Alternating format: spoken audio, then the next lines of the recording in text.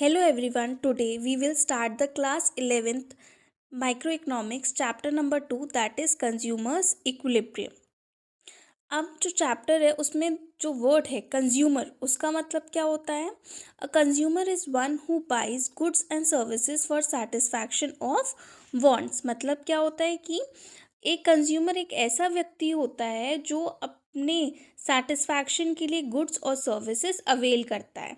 हम भी एक कंज्यूमर हैं, हम जाते हैं जो भी सामान लेने के लिए, हमें किराने का सामान लेना है या फिर सर्विसेज होटल जाके खाना खाना है, तो हम भी क्या है एक कंज्यूमर है जो हम सामान खरीदते हैं अपने यूज़ के लिए, है ना, for the satisfaction of wants. तो हम भी एक कंज्यूमर है। आप कंज्यूमर इक्विलिब्रियम पढ़ने के लिए यहाँ पे क्या है, टू मेन अप्रोचेस है। First is cardinal utility approach और second one is ordinal utility approach. जो कार्डिनल यूटिलिटी अप्रोच है वो मार्शल ने डिराइव किया है, तो इसे हम मार्शल यूटिलिटी अप्रोच भी कहते हैं, है ना, या फिर हम बोल सकते हैं इसको मार्शनल यूटिलिटी एनालिसिस। और second one is ordinal utility approach. इसे किसने दिया है, हिग्सियन ने। इसे हिग्सियन एनालिसिस भी बोल सकते हैं या फिर इंडिफरेंस कर्व एनालिसिस भी बोलते हैं। जो कार्डिनल यूटिलिटी अप्रोच है उसमें हम हमेशा यूटिलिटी मेजर करते हैं इन टर्म्स ऑफ नंबर्स। और जो ऑर्डिनल यूटिलिटी अप्रोच है उसमें हम रैंकिंग देते हैं कि हमें कोई भी चीज़ फर्स्ट रैंक में पसंद आई, फिर सेकंड में पसंद आई, फिर थर्ड में पसंद आई। अब हम एक एक करके पढ़ते हैं। पहले हम पढ़ेंगे कार्डिनल यूटिलिटी, फिर हम पार्ट बी में ऑर्डिनल यूटिलिटी अप्रोच समझेंगे। अब जो वर्ड है यहाँ पे कार्डिनल यूटिलिटी, यूटिलिटी का मतलब क्या होता है, वांट सेटिस्फाइंग पावर। मतलब आपको कौन सी चीज़ कितनी सेटिस्फाई करती है उसको जो मेजरिंग टर्म है उसे हम क्या बोलेंगे, यूटिलिटी। तो यूटिलिटी हमेशा क्या होती है, यूटिल्स में मेजर करी जाती है। जैसे हम वाटर को या फिर हम मिल्क को लीटर्स में नापते हैं, उसके बाद हम कोई भी वेट है उसको केजी में नापते हैं, वैसे ही हम यूटिलिटी को यूटिल्स में नापते हैं। Utility can be measured in terms of money और प्राइस। फॉर एग्जाम्पल, अगर 20 रुपये की आइसक्रीम है तो उससे जो हमें यूटिलिटी डेराइव होगी वो हमारी होगी 20 यूटिल्स की। 10 रुपये की आइसक्रीम है तो उससे हमें कितनी यूटिलिटी डेराइव होगी, 10 यूटिल्स की। अब now utility are of two types. First is total utility. Total utility refers to the total satisfaction obtained from consumption of all possible units of a commodity। मतलब total utility का ये मतलब होता है कि हम जितना भी कंज्यूम कर रहे हैं, हम 5 आइसक्रीम खा रहे हैं और पांचों आइसक्रीम से अलग अलग जो हमें यूटिलिटी मिली है उसको प्लस करके हमारी आती है total utility. For example, first ice cream खाने से आपको 20 यूटिल्स मिले सेटिस्फैक्शन, सेकेंड खाने से 16 और थर्ड खाने से आपको 10 यूटिल्स मिले सेटिस्फैक्शन। तो जब हम तीनों को प्लस कर देंगे, 20 + 16 + 10, तो 46 यूटिल, ये आपका हो जाता है टोटल यूटिलिटी। तो टोटल यूटिलिटी का फॉर्मूला होता है TU = utility 1 + utility 2 + utility 3 up to n। अब फर्स्ट आइसक्रीम खाने से हमको जितना भी मिला, फिर सेकेंड आइसक्रीम से, फिर थर्ड, सबको लिख के जब हम प्लस कर देते हैं तो हमारा टोटल यूटिलिटी डेराइव होता है। Second one is marginal utility. तो जो वर्ड है मार्जिनल यूटिलिटी, तो ये मेजर करता है मार्जिन को। Marginal utility is an additional utility derived from the consumption of one more unit of a given commodity। मतलब एक और खाने से, मतलब आपने जब सेकेंड आइसक्रीम खाई तो आपको यूटिलिटी मिली 20 की। जब आपने थर्ड खाई आपको मिली 10 की यूटिलिटी, है ना, यूटिल्स में।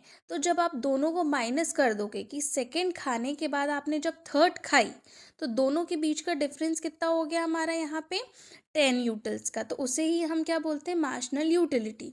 तो एमयू को कैसे मेजर कर सकते हैं, एमयू = टोटल यूटिलिटी ऑफ यहाँ पे third ice cream minus total utility of second ice cream, है ना। दोनों को माइनस करेंगे तो हमारा मार्जिनल यूटिलिटी आ जाता है कि एक और आइसक्रीम खाने से हमें कितने का सेटिस्फैक्शन मिला या दोनों के बीच में कितना डिफरेंस है। और सेकेंड फॉर्मूला यहाँ पे क्या हो जाता है, MU = total of change in TU upon change in quantity. Now we will study the relationship between TU and MU। अब यहाँ पे दिया है आइसक्रीम कंज्यूम, मतलब पहले आइसक्रीम खाने से हमें मार्जिनल यूटिलिटी मिलती है 20 की और टोटल यूटिलिटी भी 20 की है। सेकेंड आइसक्रीम खाने से जो हमें मार्जिनल यूटिलिटी है यहाँ 16 की मिली है। टोटल यूटिलिटी हम 20 + 16 36 हो जाएगा। ऐसे करके हमने 6 आइसक्रीम्स खाई। तो यहाँ पे आप नोटिस करेंगे पहले MU क्या होता है, यहाँ पे डिक्रीज होते होते फिर ज़ीरो हो रहा है, फिर नेगेटिव में, है ना। जैसे हमने फर्स्ट आइसक्रीम खाई तो हमें आइसक्रीम खा के अच्छा लगता है कि हमारा सेटिस्फाई, मतलब जो भी वांट कि इतने दिन से आइसक्रीम नहीं खाई है, खानी है, तो हमें खुशी होती है। फिर कोई हमें सेकेंड आइसक्रीम खिला दे तो हमारा थोड़ा सा मन ऐसा हो जाता है कि चलो ठीक है खा लिया। थर्ड में भी हम खा लेते हैं, लेकिन फोर्थ में क्या होता है फिर भी थोड़ा खा लेते हैं, लेकिन फिफ्थ में क्या हो गया ज़ीरो, अब नहीं खाना है हमको। और सिक्स अगर कोई ज़बरदस्ती खिला दे तो हमारे यूटिलिटी नेगेटिव में चली जाती है कि ज़बरदस्ती खा रहे हैं हम, है ना। तो अब यहाँ पे अगर आप ग्राफ नोटिस करेंगे टोटल यूटिलिटी का, टोटल यूटिलिटी क्या हो रही है, इंक्रीज़ हो रही है। और मार्जिनल यूटिलिटी हमेशा क्या होती है, डिक्रीज़ रहती है, ठीक है, डिक्रीजिंग ऑर्डर में रहती है हमेशा। क्यों? क्योंकि आप जो फर्स्ट खाते हैं कोई भी चीज़ हो, चाहे कुरकुरे हो, आइसक्रीम हो, चिप्स हो, तो जो पहला खाते हैं उससे आपको मैक्सिमम सेटिस्फैक्शन मिलता है। फिर धीरे धीरे अगर आप वही कंज्यूम करने लगेंगे रेगुलर, है ना, रेगुलर मतलब कि एक पैकेट ख़त्म हुआ फिर दूसरा, फिर तीसरा, फिर चौथा, तो आपकी यूटिलिटी क्या होने लगती है उस सामान से, डिक्रीज़ होने लगती है। तो अब यहाँ पे ग्राफ समझेंगे हम यहाँ पे कि TU जो है, TU का ग्राफ क्या है, डिमिनिशिंग रेट में बढ़ रहा है up to the fifth level, है ना, फिफ्थ लेवल तक बढ़ रहा है। और वहीं पे हम नीचे देखेंगे MU का, तो MU क्या है, टॉप से 20 से फिर धीरे धीरे 5 तक ज़ीरो पे आ गया है, ठीक है। तो जो फिफ्थ जहाँ पे यहाँ पे 5 लिखा है, जब हम 5 कंज्यूम कर रहे हैं तो TU अपने मैक्सिमम में है और MU यहाँ पे ज़ीरो हो गया है। तो इसे ही हम क्या बोलते हैं, पॉइंट ऑफ सैटिटी, जहाँ पे TU मैक्सिमम है और MU ज़ीरो है। उसके बाद क्या, फिफ्थ यूनिट के बाद जो सिक्स्थ यूनिट है वहाँ पे क्या, TU स्टार्ट्स डिक्रीजिंग और MU क्या हो जाता है, नेगेटिव हो जाता है। यही एक्सप्लेन किया है इन सब पॉइंट्स में, आप ये देख सकते हैं। अब now is law of diminishing marginal utility. तो ये लॉ क्या कहता है कि जैसे जैसे हम चीज़ें कंज्यूम करते जाते हैं एक के बाद दूसरी, तीसरी, चौथी, तो वैसे ही हमारा सेटिस्फैक्शन भी क्या होने लगता है, डिक्रीज होने लगता है। Law of diminishing marginal utility states that as we consume more and more units of a commodity, the utility derived from each successive unit goes on decreasing। जैसे जैसे हम खाते जाते हैं, फर्स्ट आइसक्रीम खाई तो अच्छा लगा, फिर सेकंड खाई तो थोड़ा हमें ठीक लगा, फिर तीसरी खाई फिर भी ठीक लगा, चौथे में हमारी यूटिलिटी मन मर जाता है कि अरे अब नहीं खाना है, अब बहुत ज़्यादा हो गया, तो उसे ही हम क्या बोलते हैं, law of diminishing marginal utility. जो ये लॉ है वो H गोसिन ने दिया था, इसलिए इसको गोसिन्स फर्स्ट लॉ ऑफ कंजम्पशन भी बोलते हैं। अब यहाँ पे हमें पता है इकोनॉमिक्स है, तो यहाँ पे कोई भी लॉ के पीछे हमें कुछ अजम्पशंस पढ़ने पड़ते हैं, है ना। तो यहाँ पे भी हमें DMU पढ़ने के लिए क्या कुछ अजम्पशंस है।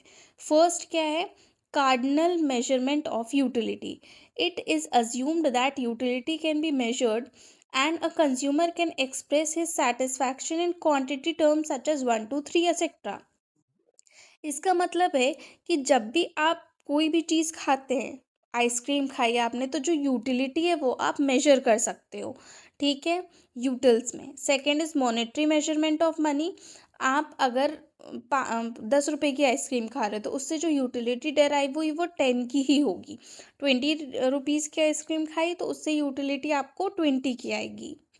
Third is consumption of a reasonable quantity. मतलब आपने जो पहला आइसक्रीम लिया, ठीक है, वो 20 रुपीज़ की ली, उसमें एक स्पेसिफिक क्वांटिटी आती है ना।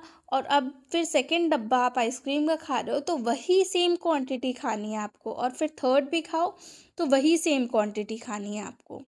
Third is continuous consumption. ये लॉ तभी प्रूव होगा जब आप क्या करो, कंटिन्यूस खाते रहो। ऐसा नहीं कि 1 घंटे बाद खा लिया फिर अगले दिन खा लिया, ऐसे में ये लॉ प्रूव नहीं होगा। आप पहला आइसक्रीम का ख़त्म करते हो पैकेट, फिर सेकंड, फिर थर्ड, ऐसे करके। Fourth is no change in quality. पहला आपने आइसक्रीम खाया वो स्ट्रॉबेरी फ्लेवर का खाया, तो जो सेकंड खाओगे वो भी आपको स्ट्रॉबेरी फ्लेवर का खाना पड़ेगा, थर्ड भी आपको स्ट्रॉबेरी, है ना। आपको ना क्वांटिटी चेंज करना है ना फिर क्वालिटी। फिफ्थ है रैशनल कंज्यूमर। ये लॉ तभी प्रूव हो सकता है जब आप क्या हो, एक रैशनल समझदार हो। ठीक है, कैसे कि आप अपनी यूटिलिटी खुद मेजर कर सको, कैलकुलेट कर सको और कंपेयर कर सको। ठीक है, अब नाउ यहाँ पे हम ग्राफ देखते हैं इसका। यहाँ पे हमने मेजर किया है यूनिट्स ऑफ एप्पल में, टोटल यूटिलिटी और मार्जिनल यूटिलिटी। ठीक है, आपका जो यहाँ पे फर्स्ट जो एप्पल एप्पल खाया उसमें आपको मार्जिनल यूटिलिटी कितनी मिली, 25 की। फिर सेकंड खाया तो देखो अब डिक्रीज हो गई 17 की। जब आपने थर्ड खाया और ज़्यादा डिक्रीज हो गई 12 की। फोर्थ खाया तो फिर 6। फिफ्थ एप्पल में आपको लगता है अब नहीं खाना है तो आप यहाँ पे 0। ठीक है, सिक्स्थ में आप नेगेटिव में चले जाते हो, है ना। तो यही आपका यहाँ पे क्या है, ग्राफ में डेराइव किया गया है कि यहाँ पे ए पॉइंट ABCDE और यहाँ पे ये सारे पॉइंट्स क्या डिनोट कर रहे हैं, ये आपकी मार्शल यूटिलिटी डिनोट कर रहे हैं। यहाँ पे जो पॉइंट ए है वहाँ पे आपकी यूटिलिटी 25 थी, बी पे 17 थी, सी पे 12 थी, ऐसे करके डिक्रीज होने लगी। जहाँ पे पॉइंट ई है उसे हम क्या बोलते हैं, जहाँ पे 0 MU है उसे हम पॉइंट ऑफ सैटिटी बोलते हैं। इट मीन्स आपके यहाँ पे क्या हो गया है, फिफ्थ एप्पल खाने पे आपकी सेटिस्फैक्शन क्या हो गई है, 0। उसके बाद आपकी सेटिस्फैक्शन कहाँ चली जाती है, नेगेटिव में चली जाती है।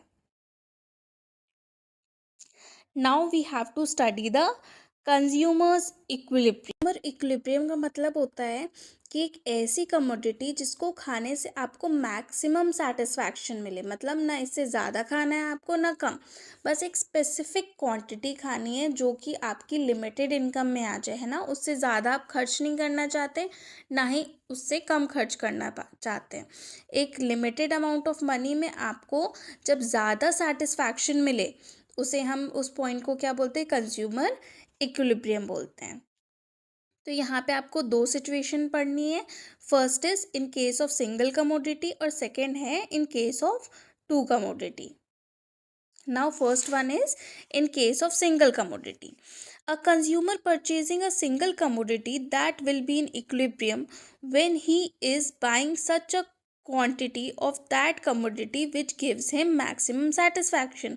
इसका मतलब क्या होता है कि एक कंज्यूमर है वो एक स्पेसिफिक क्वांटिटी खरीदता है और उस क्वांटिटी में उसको जब मैक्सिमम सेटिस्फैक्शन मिल जाए उसे ही हम क्या बोलते हैं, कंज्यूमर इक्विलिब्रियम।